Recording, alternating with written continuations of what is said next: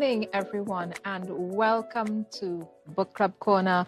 Thank you for sticking with us at Brunch and for tuning in today for Book Club Corner. I am Jewel Greene, and we have with us a local author, as usual. And Saturday was International Youth Day, and she's a young author, wrote and published her own book. She's an educator, a vocalist, a linguist, a creative. Let me tell you, she's multifaceted. And we're so happy to have her with us today. Her name is Kervisha Cordice. And let me tell you, one last thing about this fantastic writer. She was one of 4 persons shortlisted for the 2022 NGC Bocas Youth Writer Award. And I think it's so fantastic when writers apply themselves to these kind of competitions because they give rigor to the process. Yeah. And we're happy to have you here with us. Well, you know, on Book Club Corner, how we do it, we make sure we get some brunch in. And we will not be bested for rum day. We have our wine. And today we want to thank Jewel Wines for sponsoring us this sorrel wine, this red wine. And we have here this red wine. It's a blend of sorrel and passion fruit with spices. And we do the 5 S's of wine tasting here on Book Club Corner, right? We see the wine. Okay. Clarity and yes, the color and the clarity. Transparent. And then we swirl the wine because we're looking for the legs, the sugar content. Okay.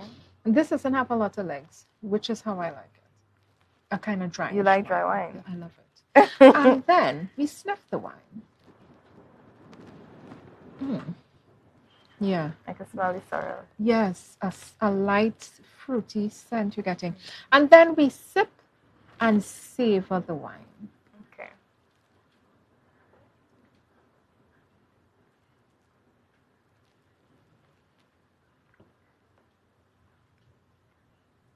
I am getting the sorrel. Yes, it's a smooth one. We've been getting some really great wines here on Book Club Corner from local wine companies. We support local. We try and make sure that our local businesses are supported, whether you do wines, whether you do floral arrangements. And again, thank you, Neve, for this beautiful floral arrangement. I for Design. It's a local company right in Lowlands. And every Wednesday we get fresh centerpieces from Neve at I for Design. He was on the team that won gold at the Chelsea Flower Show earlier this year. So thank you, Neve. And we cheers. Absolutely. Before we get into this book. Yes. Sunrise on the Quadrangle, guys. Kervisha, tell me about that experience of submitting for that Bocas Lit Award and tell us about how did it go in terms of not just your submission, but when you heard you were shortlisted, was it like how they do the Emmys? You know, I got an envelope and whatsoever. Tell us about that. All right. Well, I'm a very low-key person. Even writing a book, it wasn't something that I had put too much thought into. I just knew I wanted to write a book.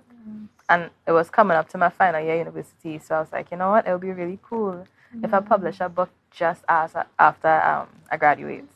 So I graduated, let's say the Thursday, I published the book on a Saturday. Wow. And when I applied for the competition, it was the same thing. Nothing too special about it. I was just like, I have a friend, Amilka Sanatan. He sent out an email with like the different competitions you could enter, different opportunities you had. And I was like, I never did anything with Bocas. I never tried my hand in any way. So I was just like, it's the middle of the night. I was like, you know what? I'm going to send it. And I sent it. And when I saw that I was one of the 4, I was just like, I don't even know. I just did it on a whim. I didn't think I was going to get through with anything. But I just felt like it would be an honor to have been read by somebody, to have the book had been read by somebody in the Bocas. It's sometimes the best when it's an unexpected win, when it's an unexpected something, you just think, all right, I'll try. And then it was really that simple because the worst that could happen is what? What is the worst that could happen? Oh, we read it. It was all right. Yeah. And the fact is, I just wanted you to read it. So if you read it, it's a win for me. I love that. Your writers, this is just some information for you. There are a lot of writing residencies out there. Make sure that you follow up with those writing residencies. Let me tell you what that is. It is a program that is tailored towards writers, helping you hone your skills. Look it up. There are quite a number of them available, some of them applicable for international writers, so that you can find a space, sometimes 6 months a year. We don't want to go too much into it, but look it up. Writing residencies, they're paid. Some of them are free. Some of them are low cost in terms of the application, and they're fantastic in terms of helping authors. Kervisha, so this is a poetry book. Let me get into it. Yes, this is a poetry book, and there's a short story in the back. Yeah. Yes. So when I was reading it, I got to the back and I said, "Oh, this poem is really long. What's happening?" And then I started to read. I said, "Oh, it's not a poem. It's not a poem at all. I like it." So your book is not just a book of poetry, and that was one of my questions. Did you make a firm decision to say, "I'm a poet, and that's all I'm going to be doing"? Or, are you going to be mixing it up? I consider myself a writer. I don't refer to myself as a poet. I refer to myself as a writer. I write anything, whatever I feel like writing. I count writers as, even if you're writing in your journal, your dreams, all those things are writing. I consider myself a writer. So when I decided I was going to do this, I pulled my favorite short story, slap it in the back, because it was a key. The whole process of the book was first year university, second year university, third year university, and to close it off, the short story. Yes, I love how you did it. So in the front of the book, you also, listen, I'm such a bibliophile, and Kervisha is the same. We were talking about our love for stationery and writing. I was like, girl, I need to have my colored ink pens and different colors. And I don't know. Need to be writing nice and smooth. Yes.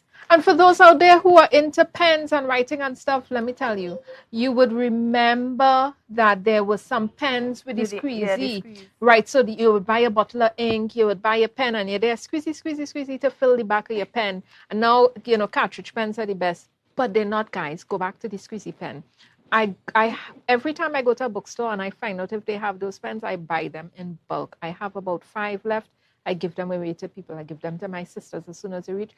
Pen for you. I do like an Oprah. A pen for you and a pen for you.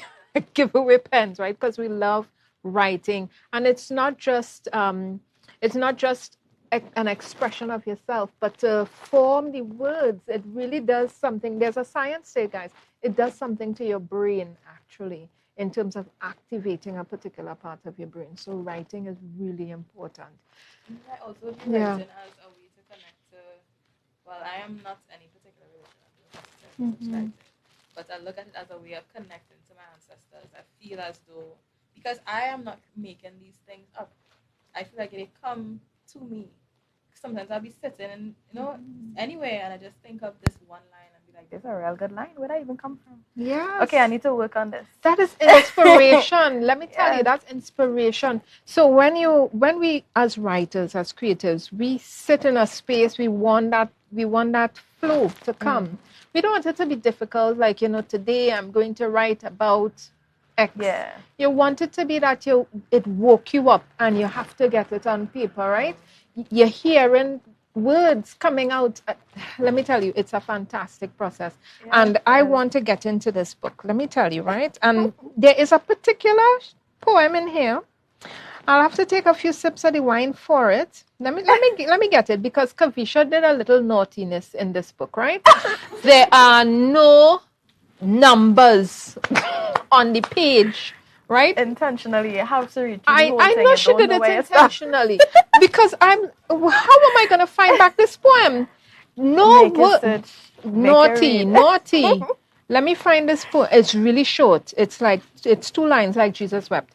It's literally a good one. But let me tell you, I read it 3 times. Kervisha, I don't know if I'm going to read this, because I have one I want you to read from it. I love to be read to on Book Club Corner. Okay, no problem, sure. And for this one, we have to take a sip. It's called Shall We Dance? Oh, it's spicy. I imagine our bodies pressed against each other the way indigo fades into violet. Jewel.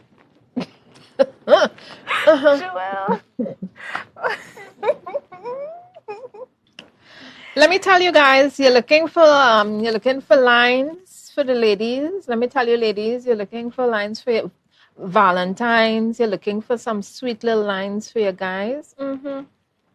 Press together the way indigo fades into violet. Where did that come from? Talk to me. It just came off the top of my head. It just came off the top of my head. Yeah, honestly. Well, it's raining outside. We won't say what that means. What the weather is for. Yeah, it's raining outside. Press together the way indigo fades into violet. You know, you enjoy yourself today, okay, guys? Yeah, I was in a really artsy headspace at that point in time. So I was like painting, drawing, and I was like, the colors mesh. I was really inside. I was using chalk at that point in time. The colors was meshing perfectly. And I was just like, okay. I really like that one. Let me tell you which one I want you to read for me. He is above all things. That's the one I want to hear. So while you find it, we will go to some, another important book. So I saw in your book, I looked to the back because, I pick up everything from these books, right? And I saw 2 ISBN numbers. What's that about? What's she up to? Well, I've published the first one, which is the cover that you're using, if you realize it's a different cover altogether. So I did a little bit of editing. I removed some things, So there's the original copy. If you want the original copy, you could purchase one of those. But then they have this that I intend to mass produce. And so this is the revised one. Yeah, this is the revised. 2022. Correct. Right? I love that. But I am seeing here one is a 10-digit ISBN number and one is a 13-digit ISBN That's just how they gave it to me, Well, let me tell you, I went and looked it up because I fast. I said, what? Why it have 2 different numbers? So when I went and looked it up, guys, they said literally from 2017 or 2007, I think, they started a new series of ISBN numbers with 13 numbers to accommodate more writers. So it seems that they just increased the number, so you could do a little bit more. Yes, so they can accommodate more writers. I think people are writing more these days, so we're happy to hear about that. Kervisha, there are some poems in this book. Did you find one? Yeah, right here. She's ready. There are some poems in this book. Let me tell you, this book is so precious. And what I love about this book is 2 things. You see the size of the book? The size of my hand. I'm a small girl. You see the size of my hand in this book? Easy to travel with. That was the intention. Yeah. Look at the thickness, guys. You can't even say, oh gosh, all of that? I can't read all of that. You could read this real quick. A light, small book. 167 pages. I looked it up. Because I say, what really do Kervisha, boy? Not one number in this book. How am I supposed to remember where I stopped? This is why we need to bring back bookmarks. I have bookmarks. Don't start me on That's bookmarks. why we need to bring back bookmarks. Yes. It served that purpose. This is the reason why. It served that purpose. Bring back the things that valuable. So there are no page numbers in this book. And on top of that, there's some really precious pieces. Let me tell you. I want you to read for us. He is, what is it? He's above all things. Yes, because I can't find back the page, people. Thanks, Kervisha. And I Go don't ahead. feel guilty about it at all. Yeah, I could tell. I'm watching your face and you're laughing. Give us that one. He's above all things. All right. Now I remember that all these things of the world are temporary. Every hurt a hurdle. Every pain a dandelion seed drifting through the wind, resting but never forever, returning to the ground as if it has never been. But the love of God endures forever, so I press on. I love that. I just wanted that to linger for a little bit. I love how it says, resting but never forever, returning to the ground as if it had never been. Girl, let me tell you, some precious pieces in this book. And as I read the book, I read this poem specifically. And as I said, last Saturday we celebrated or observed for a lot of people International Youth Day. And the theme for this year, 2023, is actually green skills for youth, for sustainable world, a resource efficient world. And as I'm reading the poem, I have to ask, as an author, as a creative, in the times that we're living in, a time where we're challenged by climate change.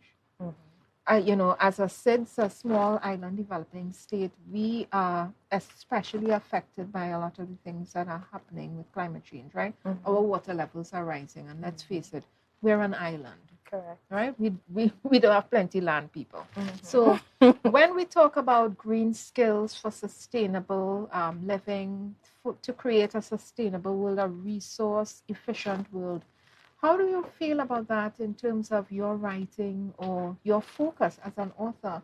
Is this something that you have thought about? Because I'm reading some of these pieces and they're talking about sustainability. They're talking about the cycle of life. So tell us, let me know, is there anything that spoke to you why you have written some of these pieces in this way? I think it's really just all about the things that I am passionate about. And I'm very, very passionate about anything that has to do with Mother Nature. Anything. I mean, if I see somebody throw a straw on the ground, pick it up.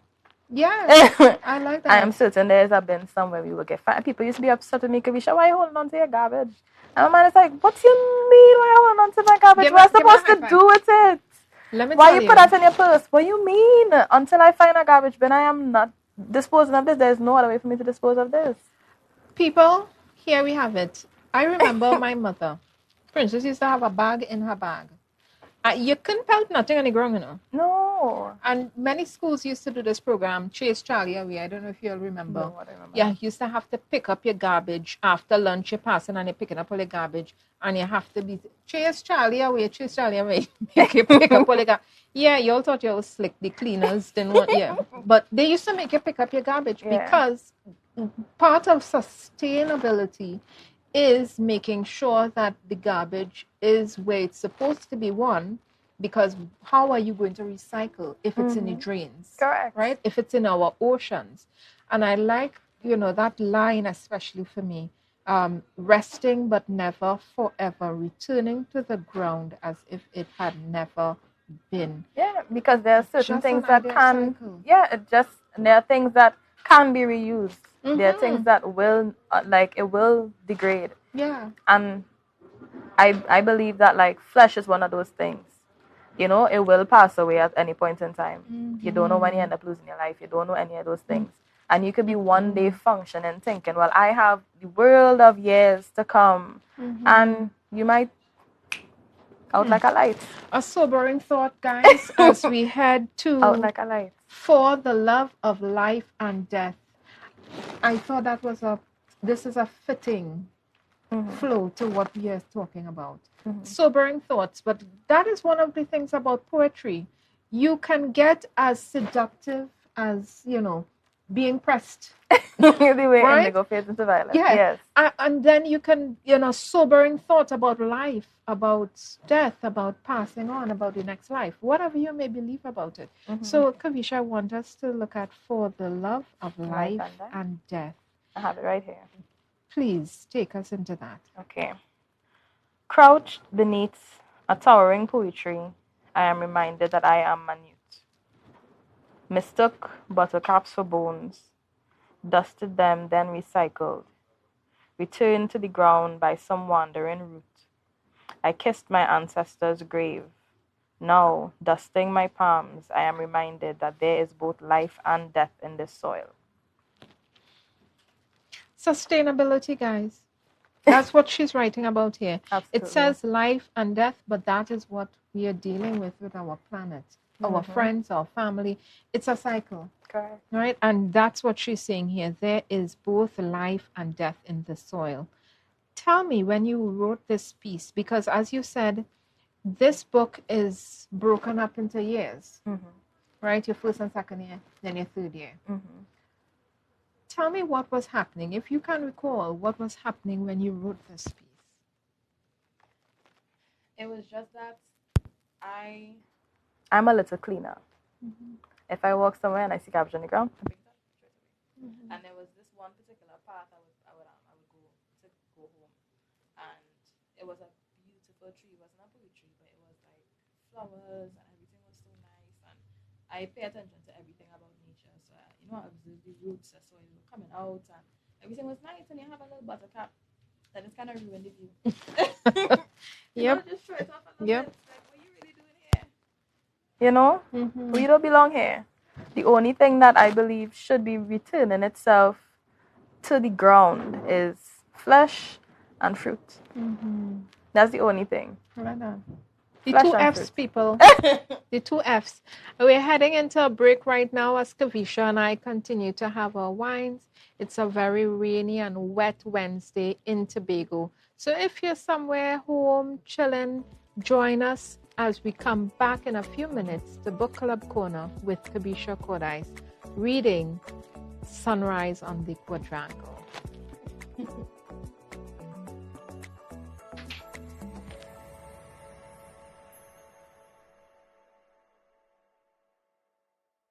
Jimmy's Holiday Resorts has 1, 2, and 3 bedroom, fully self-contained apartments located at the heart of Crown Point. Minutes walk to the popular beaches, restaurants, bars, and the airport. Enjoy our amazing amenities such as fully equipped apartments, complete with Wi-Fi, AC, TV, and a pool, and a mini-mart on the compound. Call 639-8292 or 8929. Jimmy's Holiday Resorts is your family's home away from home.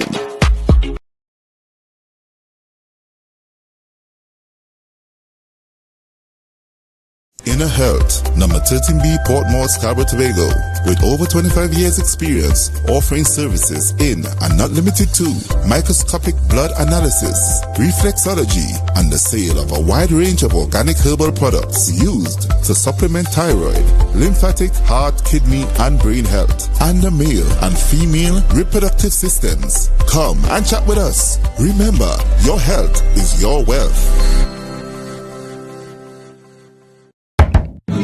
From the experts that created the Zinger sandwich comes the KFC Crispy Barbecue Zinger. The only one I see is you. Cheddar cheese, crispy onions, the most delicious Kentucky Fried Chicken, and barbecue sauce. Get ready for a whole new level of flavor.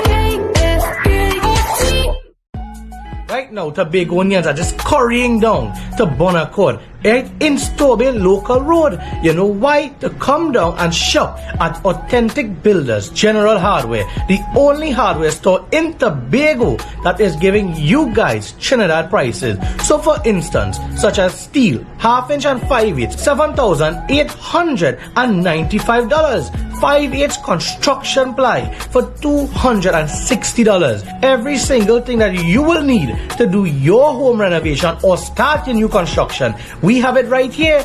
And to get your quotation, it's very easy. Just WhatsApp us at 272-1990 and we will do your free WhatsApp quotation for you.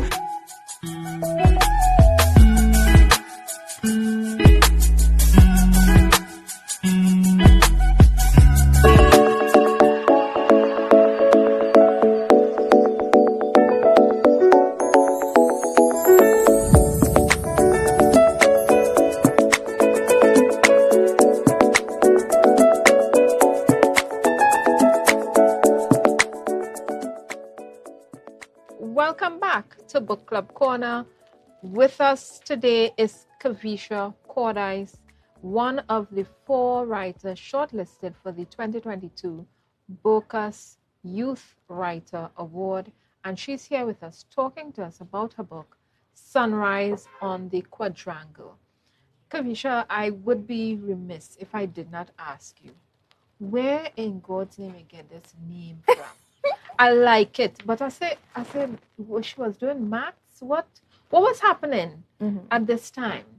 where did you get the name from, and why did you decide on this name? You know, because as writers, the name of your book is like, I mean, it's like finding clues. Yeah, You're there picking. How did you decide on this? It came to me. It was a day. I did all my work while I was in UE. Did all my work in UE.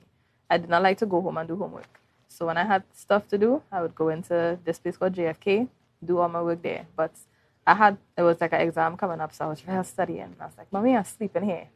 And I slept in UE. I slept on the bench in UE, and I was doing my work. And then I got up, and it was like after 5, I was like, okay, it's time to go home. And I walked out, because there's a section, there's the library, FHE, and then the food court. And they call that particular section the Quadrangle. And I walked out. I was still thinking of a name for my book, and I walked out, and I saw the sunrise coming up from behind engineering, and I was like, and I hear the birds singing, and everything was so, it was just so nice and peaceful, honestly. Yes. And I was like, I need to do something with this. I love that. And for you guys out there wondering, okay, that's a nice name, but what in God's name is a quadrangle? It literally is a space that is bordered on 4 sides by buildings. Yeah. And you were just, and we're talking about UE campus St. Augustine, guys. There are 3 campuses and open campuses, you know, the Jamaica campus, Cave Hill, but you were on the UE St. Augustine campus when this happened. Correct, yeah. Sunrise on the Quadrangle. Let's get back into this. I want to know, because as a creative, you know, we're always looking for that space that would unlock inspiration. You know, that key that would start the inspiration and start the flow. How is it for you as a writer, as an author? Do you find flow more readily available? Tobago, Trinidad, where do you find your best flow? And this is not to compare the both, but I'm just looking, you know, most writers want to know, or creatives, you know, where this one, he wrote this amazing song, where did he write it? You know, I want the guitar I want the typewriter that they wrote on, because you want to get into that flow too. So tell us, where did the flow come for you? Where were you? How did it come? And was it a specific time, days? What was it? I find the flow wherever I find home. So if I am not at peace, the flow is not there. I am not one of those people. I'm no Taylor Swift. I have nothing on Taylor Swift. Yes. I have to be in a peaceful environment to truly ponder upon the things that are happening around me for me to actually create something. And that is any form of art at all. So a lot of this work was done in Trinidad, yes. But I felt the most peace when I came to Tobago, which is ironic because Trinidad has a fair amount of opportunities more than Tobago. You know, you have open mics and you have all these things that happen every day for the week. If it's not one on Monday, there's the next one on Tuesday. They have We Love Wednesday. They have, you know, so many opportunities to do things. But the peace is where you... But wherever I find peace, I can create. You have a poem here. And pardon me, guys, while I search her book. I'm giving you the eye. I love you too. No while I search her book, there is one that is silent.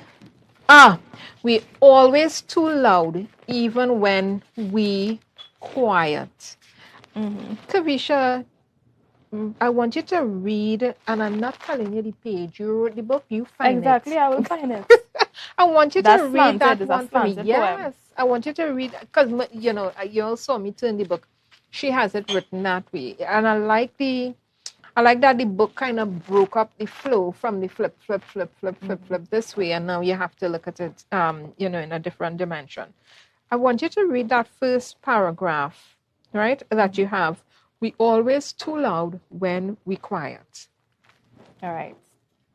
I recall the distance across the room, her eyes sunken and staring, lost.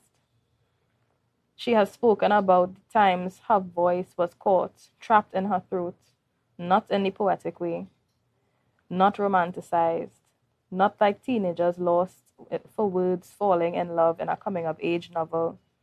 She was choking, near death and voiceless. I really love that line where you have, not like teenagers, lost for words, falling in love. You know, she had a voice, but she was still voiceless. Correct. And I love that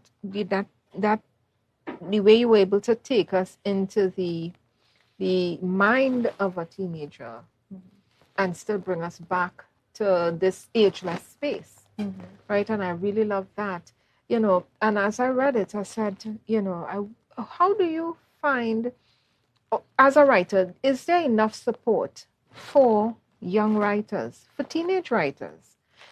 Is there enough support, whether it be from school, you know, writing compositions and up? Is there enough support for young writers? Is there enough encouragement? Is there that understanding that that is a viable avenue for you to go into as an occupation, as a career? How is it for you, and how was it for you from school to now? Nobody takes writing seriously except for writers and persons who are creative. That is just the fact of it. And I had to really grapple with that. Really had to grapple with that. Nobody supports it. Do not think it's a viable option to work, because they do not think that, you know, they might think they might do something. You might proofread for somebody at some point. But you're not gonna spend your whole life writing. What you're gonna do? Coop up in a room and just write books? And you're not J.K. Rowling. All right. You know, people. Sidney Sheldon, Derek Walker. You're not the Bronte sisters. I mean, come on. Exactly. That's how people view it. Yes. So I think we need to create more space for people to let them know that this is a viable option for work. You know, while I was doing my degree, because I did it in literature and linguistics as a double major, everybody's question to me was like, so what are you going to do, teach? And I was like, no, I could write. I could proofread. I could do so many things with it. I'm a linguist, but I can do so many other things aside from teach. Now, my passion is to teach, so I'm teaching. But I don't have to. How do your students respond in terms of writing exercises, composition, social things that they have to spend time, not just probably copying, but creating new, fresh, original work from themselves? How do they respond to that? They have a time with it. They have a time with it. The school I teach at right now, I teach the little ones. Where I was teaching before, I was teaching standard 5. And there were some special needs children there. And I understood that they didn't really understand how to write. So what I did, I went to the stationery store, love of my life, you understand? I bought a ton of Bristol board and markers and pens, and went to school, stuck them down on the table, and I gave each person a marker, different colors, because I want to see if they understand what we're really doing here. And I had one person write a line, and then the next person gets to write a line, and we have to make it into a story. So we have to make sure that the next line makes sense. You know, and I had them doing that, and I realized a lot of them improved. Yes. A lot of them improved. I tell you, writing itself, the activity of writing, holding an instrument in your hand, creating something on paper. I mean, we're heading into art when we talk about that, right? Correct. Visual arts, which you Correct. yourself are into, right? But we're heading into that when we start to talk about writing. It activates a particular part in your brain. I will leave you to go Google it. It's very Googleable. Go and Google it. You know, what part of your brain does writing activate? And how necessary is it for life? It actually is like a full circle for everything. And we want to make sure you understand. It's very important. One, using your hands to write, whether you're going to be doing visual arts, drawing, and as well, yes, we eventually get to the typewriter, right? Yeah. And the laptop and all of that. But writing itself is It's really cathartic. I tell you. Really cathartic. One thing I love about Kervisha and I share the love of stationery. I can't colored pens, writing notes, right? It's so fun. Yeah, the orange pen, you have to have all the different colors because you literally have to express yourself. Correct. With The headings have to go in pink. This one have to go in gold. Everything, you know, you have to work it out fine. And my mother used to be like, Jewel, how many pens do you need? My pencil case packed and cards zipper properly. What do you mean how much? I need all the pens. Yeah, just like when you go for Chinese food and they had to put a rubber band on it. That was my pencil That's case. how much. Literally can't close. Yeah, I need all the pens. I need all the color pencils, and I'm putting all of them together. So I need a bigger bag. Thank you. Parents, listen, when you encounter those types of children, and even if you don't, remember you can always encourage them into writing more, reading more, creating their own original work. It's really nice for them to read and for you to read to them, but it's also great for them to be able to create their own stories. Writing is not like a dog whistle. You know, people always think, oh, that's only for people who are interested. You can become interested in writing. And as a Caribbean person, I feel it's super important for us to have more Caribbean voices, expressing, talking about what we love, talking about how we live, talking about our culture. Because unless we put it down in words, we are going to lose it. I realize also that a lot of young writers actually lose their voice. They don't know how to write in a voice that is native to us. Because they grow up reading Harry Potter and reading all these things, but they don't know how to bring the two things into one. It happens with singing as well, and just you having your own natural voice for singing. A lot of people just end up singing with an accent. You understand? I was going to talk about that. Yeah. You know, sometimes you read and you swear to God, and I hope I can say that on TV. You swear to God that, you know, these people grew up in a temperate, climate. They grew up with peach trees and grapes, apple trees and stuff. Not mango tree, not sitting under the almond tree by the beach. Simple. Yeah, not seeing noni trees in a corner. Not picking fever grass for colds. You swear these people don't have any clue.